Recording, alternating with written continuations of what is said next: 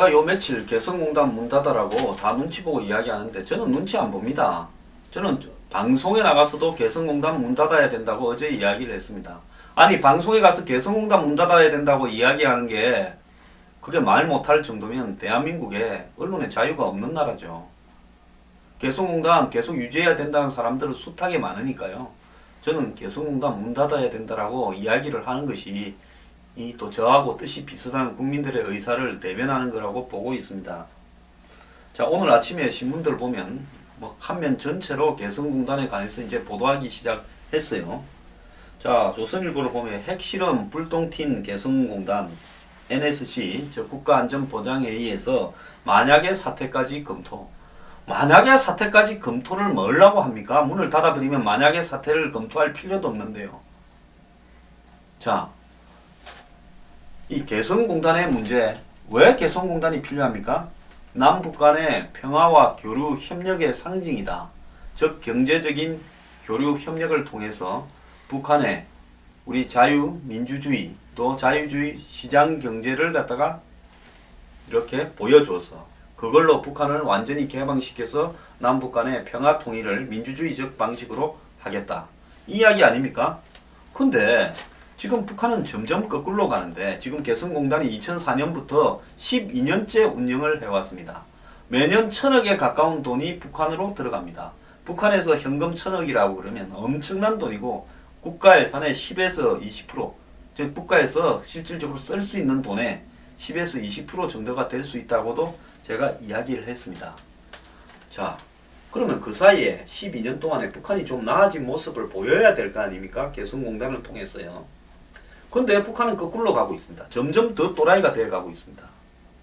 그리고 핵을 폐기하기는 커녕 핵을 가지고 이제는 완전히 전력화해서 실질적인 위협을 가지고 자 우리가 이제 핵을 소형화, 경량화해서 잠수함에 실어서 언제든지 너네들 날려버릴 수 있는데 그래도 우리가 겁이 안 나느냐. 핵 보유 인정해주고 우리 하라는 대로 돈 달라. 지금 이 이야기를 하고 있는 겁니다. 그렇다면 우리가 여기서 해야 될 일은 뭐겠습니까? 정상적인 국가에서는 북한식의 핵실험을 한번 하려면요 한 7, 8천억이 든답니다.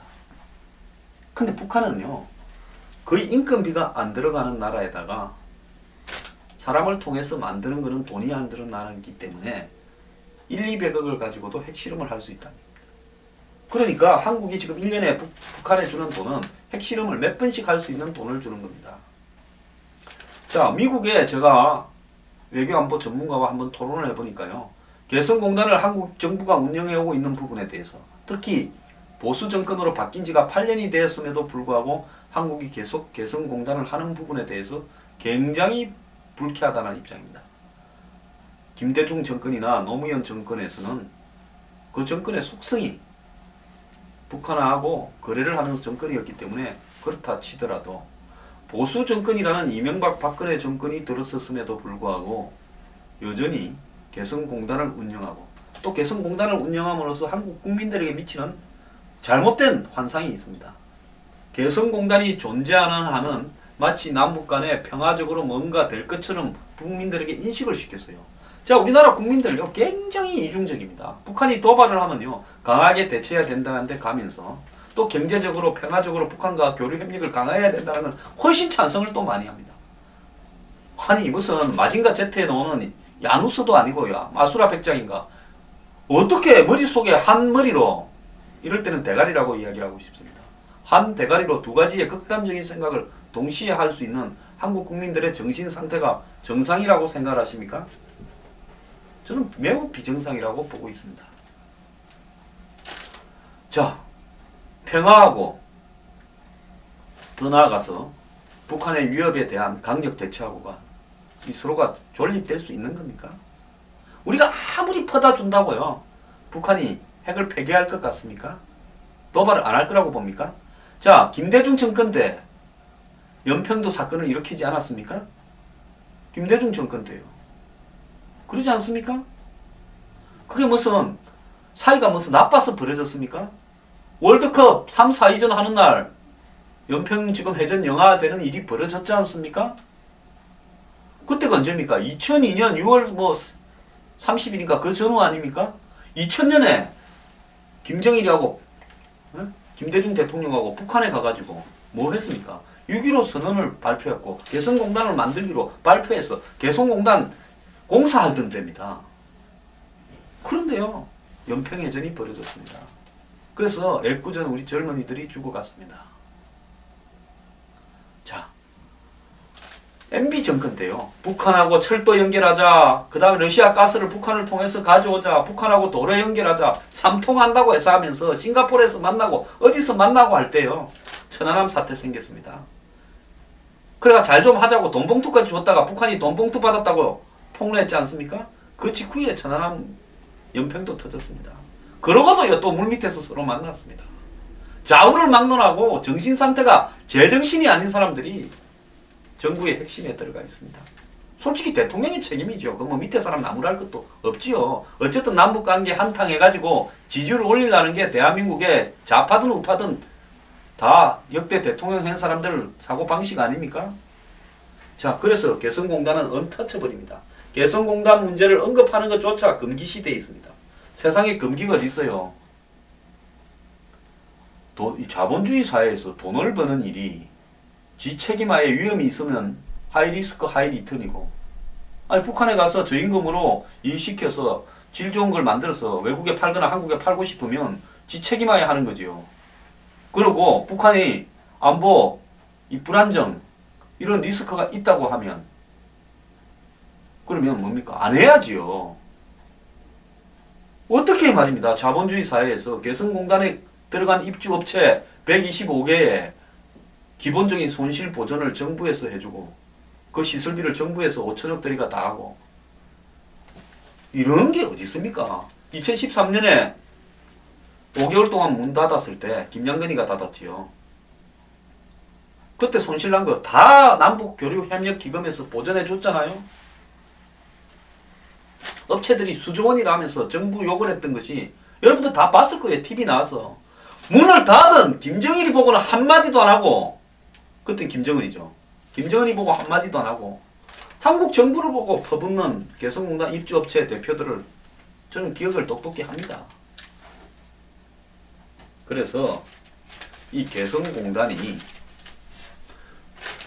북한에 돈을 퍼주는 도구다라는 차원을 넘어서 또 제가 오늘 한 가지 이야기하겠습니다. 여러분, 저하고 혹시 그 이해란 교수하고의 그 지난 주말 대담을 보셨는지 모르겠습니다. 그 대담에서 이해란 교수가 굉장히 중요한 이야기를 했습니다. 그것은 우리가 개성공단을 바라보는 시각에 있어서 근본적인 교정이 필요하다라는 이야기를 한 겁니다. 지금까지 개성공단은 북한을 공산주의 경제, 사회주의 경제에서 개성공단 같은 걸 만들어서 거기에 자본주의, 자유시장 경제를 이렇게 맛보게 함으로써 뭐 초코파이도 그래서 주니 어쩌니 좌우간 그래서 이런 걸 점점 확대해가서 북한에 한 10개건 20개를 만들어가면 북한이 결국은 자유주의 시장 경제에 들어오지 않겠느냐라고 이야기를 하면서 저게 필요하다고 주장을 했습니다. 근데 이해란 교수는 다르게 이야기를 합니다. 북한은 지금 팽량을 빼놓고는 거의 시장 배급 제도가 사회주의는 배급 아닙니까? 식량이고 뭐 직장이고 일이고 다 배급이죠. 무너졌다. 그래서 전부 엄밀하게 한마디로 법으로는 금지된 이 뭡니까? 장마당이라고 하는 일종의 이 사적 시장을 자연스럽게 북한 곳곳에서 다 생겼습니다. 그것이 북한에 사는 이 우리 동포들이 역사적으로 경험해 보지 못한 이 사적 시장이다. 즉 사유재산 제도의 발생이다라고 봐야 되는 겁니다.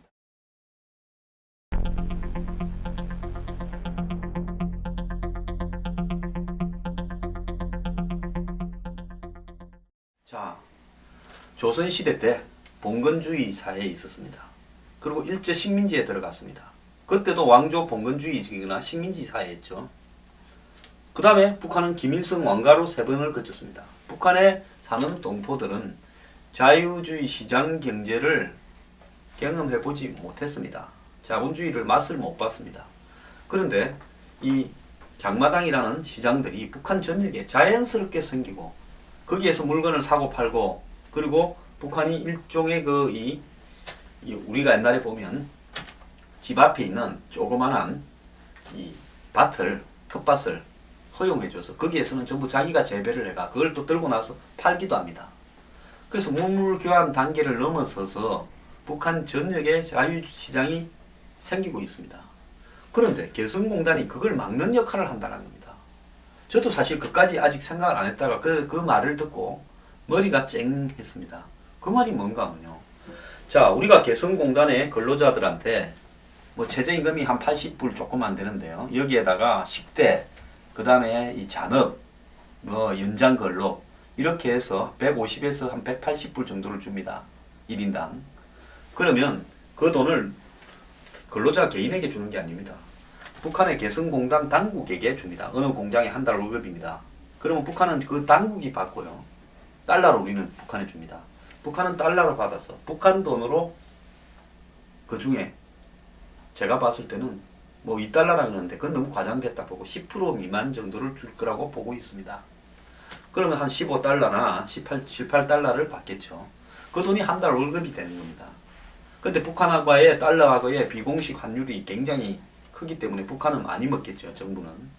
그리고 북한 돈으로 좀 나눠주는 겁니다.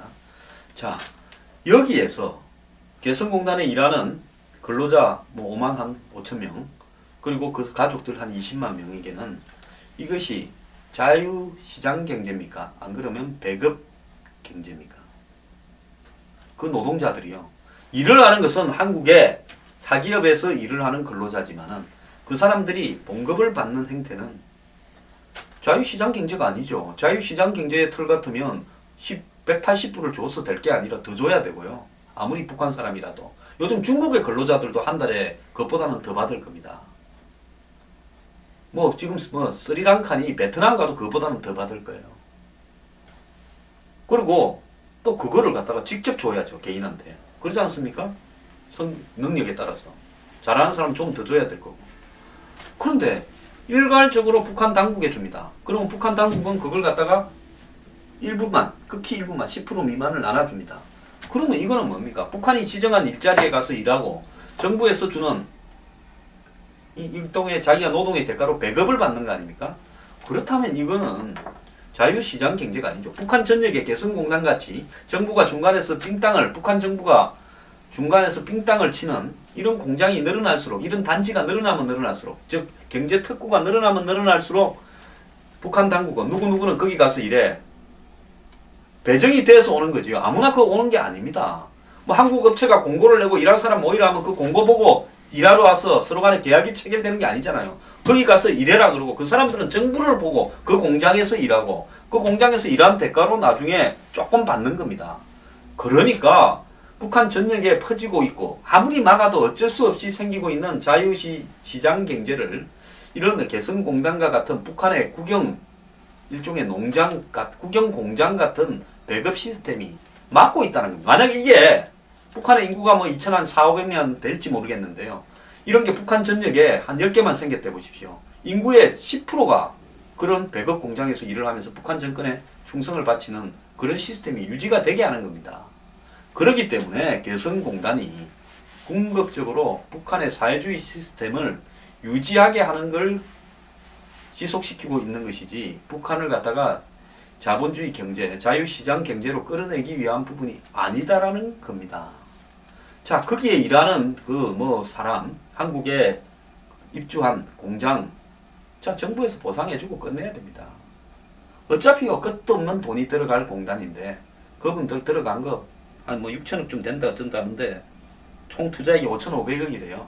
그거 보상해주고요. 한국이 그냥 거기 시설한다고 5천억 들어간 거는 그냥 포기하고 끝내버려야 됩니다. 자, 금강산 한번 보십시오. 현대가요, 아산 현대가 자기들 사정도 안 좋은데 금강산 관광해가지고 뭐 좀 해볼 거라고 거기 시설 새로 짓고 뭐 난리가 났지 않습니까? 그거 금강산 피격 이후에 문 닫았어요. 북한 정부가 몰수했지 않습니까? 자, 근데 금강산에는 인직된 사람들은 없어서 다행인데요. 지금 개성공단 한번 봅시다. 자, 저는 북한이 반드시 추가적 도발을 할 거라고 봅니다. 어제 첫 뉴스도 보니까 한국의 합참의장하고 스케로퍼티입니까? 이 주한미군 사령관이 같이 뭐 지금 오산 미군 비행장에 가서 뭐 지시하고 이러는데 그 내용을 보면 북한이 조기에 도발할 가능성이 높다. 저는 북한이 그럴 가능성이 높다고 봅니다. 왜 핵을 가지고 있다는 거는 그냥 대외적인 거고 이걸 협박이 구체화되려면 그 협박은 핵을 쓸 수는 없는 거니까 재래식 도발이든 안 그러면 테러 행태에 누가 하는지 모르는 그런 도발이든 해서 추가 도발을 하겠죠. 자, 그렇게 되어가서 긴장이 더 강화가 되면 그 다음에는 북한이 뭘 하겠습니까? 개성공단을 또 폐쇄할 겁니다. 자, 그러면서 이번에는 거기에 들어가 있는 한국 직원들이 못 나간다라고 하면서 인질이 돼버릴 겁니다. 자, 만약에 사태까지 NSC에서 검토한다는데요. 뭔 검토를 합니까? 한국의 특수부대를 보내서 네이비실이나 SAS처럼 뭐 헬리콥터를 타고 개성공단까지 날아가서 거기에서 구출해오겠다는 겁니까? 그런 이야기 안 된다는 거 잘 아시잖아요. 그래서 컨티전시 플랜, 긴급 대응 플랜이라는 거죠. 컨티전시. 뭔 긴급 대응이 있겠습니까? 인질되고 난 뒤에 끝이죠. 두 당 얼마씩 주고 사과오는 방법밖에 더 있겠어요? 그렇다면 이제는 북한이 평화와 교류 협력을 통해서 자유주의적으로 전환될 가능성이 없다라는 부분이 확인이 되었습니다. 우리가 북한을 자극한 것도 없었습니다. 계속 뭐 한반도 신뢰 프로세스라고 굉장히 순박하게 통일 대박 이야기까지도 했습니다. 그런데 저 사람들은 점점 거꾸로 갔습니다. 그렇기 때문에 박근혜 정부에서 보수주의 정당이 여당이 돼 있을 때 개성공단을 문을 닫고 거기 있는 근로자들을 다 철수시켜야 된다고 봅니다. 그리고 두 번 다시는 개성공단과 같은 유의 대북 사업을 해서는 안 된다고 봅니다. 처음에 스타트가 굉장히 잘못되었고요. 그 뒤에 들어오는 정권은 저걸 한번 문 닫는 것조차를 국민 앞에 붙여보지도 못하고 저건 아예 성역처럼 내가 말을 하면 안 되게 돼 있습니다. 성역이 어디 있습니까? 그래서 인질 사태가 발생하기 전에 빼야 된다는 겁니다. 자, 상황 전개를 보고 판단하겠다. 인질 사태가 어느 날 갑자기 되죠. 우리가 뭐 상황 전개를 김정은이 머릿속에 들어가서 뭐 하나 심어놨습니까? 김정은이가 심기가 불편해져서 그때 뺀다고요? 웃기는 이야기입니다. 위험한 짓은 그만하는 게 낫죠. 여기서. 자, 이제 업체들 또 나옵니다. 납품기율 못 맞춘다, 울상이다, 어쩌다. 업체들요. 그 들어갈 때 위험 생길 거 모르고 갔습니까? 그거는 확실히 하나 자신 있었겠죠. 뭔 일 생기면 정부가 보상을 해줄 거다. 업체들도 대한민국 국민이니까 협조를 해야 됩니다. 그동안에 재미도 봤지 않습니까? 그래서 뭐 개성공단 폐쇄에 대해서 정부가 신중한다. 이런 표현도 쓰는 것이 안 좋다고 봅니다. 가만히 있다가 어느 날 갑자기 문 닫아버리고 근로자들 다 빼내와야 된다고 저는 보고 있습니다. 자, 우리가 마지막으로 철수시키겠다는데 북한이 인질로 잡겠다면요. 그건 언제 해서라도 인질될 수 있는 겁니다. 처음에 개성공단을 시작할 때의 전제 조건이 서로 간에 6.15 남북 정상회담에 있었던 조건들을 준수한다는 목적하에 스타트했는데 그 합의가 다 깨졌는데 우리가 왜 개성공단을 해야 됩니까? 개성공단 뭔 일이 생기기 전에 빨리 문을 먼저 닫아야 된다는 것이 제 생각입니다.